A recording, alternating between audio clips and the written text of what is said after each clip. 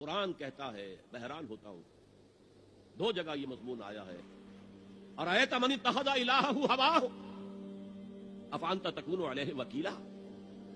اے نبی، تم نے دیکھا اس شخص کو، اس کے حال پر غور کیا جس نے اپنی خواہش نفس کو اپنا الہ بنا لیا۔ اللہ اکبر، الہ، لا الہ الا اللہ، کلمہ توحید کا مرکزی لفظ یہاں آ رہا ہے، من اتخذ الہہ ہواہ، جس نے اپنی خواہش نفس کو اپنا معبود بنا لیا، الہ بنا لیا۔ افانت تکون علیہ وکیلا، کیا آپ ایسے شخص کی کوئی ذمہ داری لے سکتے ہیں؟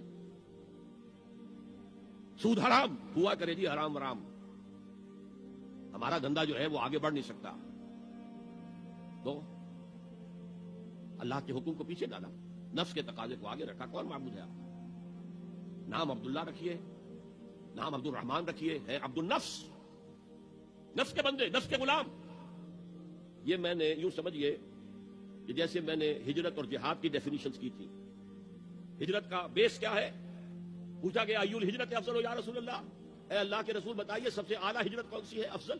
فرمایا ان تہجر ما کرہ ربک، ہر اس چیز کو چھوڑ دو جو تمہارے رب کو پسند نہیں۔ آج رات ہی سے آپ ہجرت شروع کر سکتے ہیں۔ جائزہ لیجئے کیا کیا چیزیں میری زندگی میں خلاف شریعت ہے، تو اللہ کو ناپسند ہے، فیصلہ کیجئے کہ آج کے بعد نہیں ہوگی، ہجرت شروع ہو گئی، افضل الہجرہ، سب سے افضل ہجرت شروع ہو گئی۔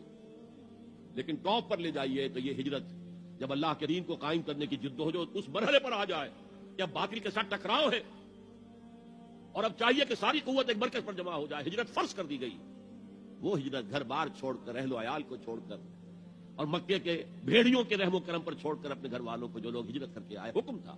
ہجرت مدینہ فرض تھی، ہجرت حبشہ فرض نہیں تھی، صرف اجازت تھی کہ جن سے سختیاں نہیں جھیلی جا رہی مزید وہ چلے جائیں۔ تو ہجرت کا یہ ابتدائی نقطہ، انتہا یہ۔ جہاد، المجاہد من جاہد نفسہ، جہاد تو یہاں سے شروع ہو گیا، اپنے نفس کے خلاف جہاد کرنا۔ صبح نفس نے کہا ابھی سو جاؤ، آپ نے نفس کی بات کو رکھ کیا، اپنا کمبل اٹھا کے پھینکا، اٹھے، وضو کیا، نماز کے لیے آپ مسجد چل دیے، آپ نے جہاد کیا نفس کے خلاف، یہ افضل الجہاد ہے۔ اور سب سے چوٹی اوپر یہ ہے کہ جب وہ حق و باطل کی جنگ ہو تو جان ہتھیلی پر رکھ کر میدان میں حاضر ہو جاؤ۔